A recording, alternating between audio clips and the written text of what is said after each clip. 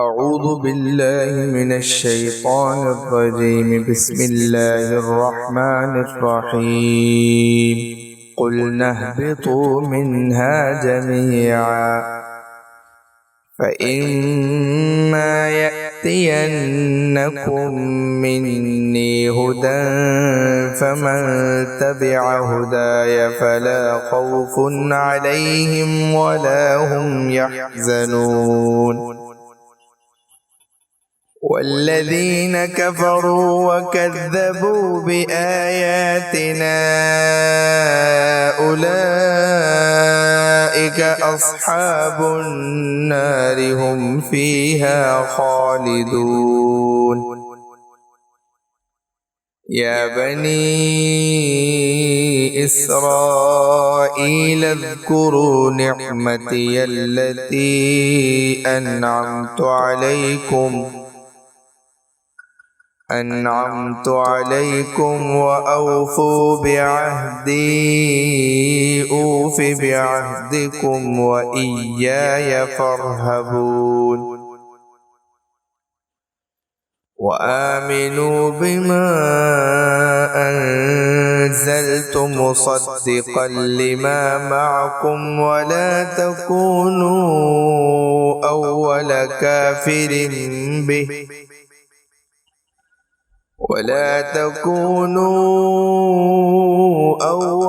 كافر به ولا تشتروا بآياتي ثمنا قليلا وإياي فاتقون.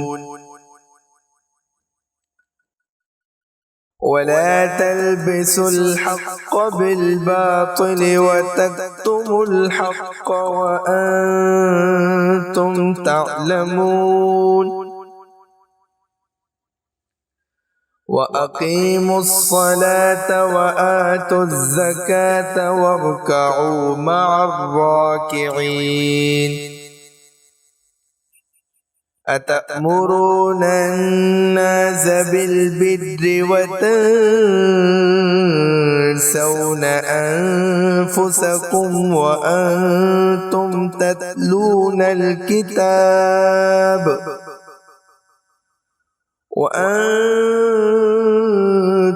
تتلون الكتاب أفلا تعقلون. واستعينوا بالصبر والصلاة وإنها لكبيرة إلا على الخاشعين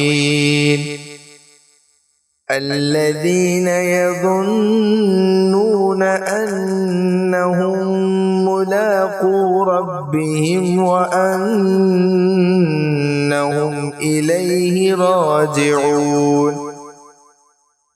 يا بني إسرائيل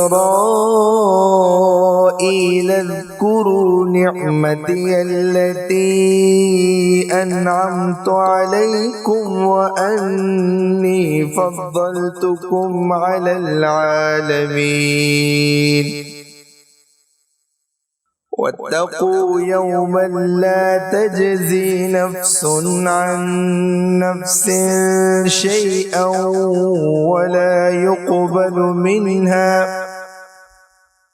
ولا يقبل منها شفاعة ولا يؤخذ منها عدل ولا هم ينصرون. صدق الله العظيم.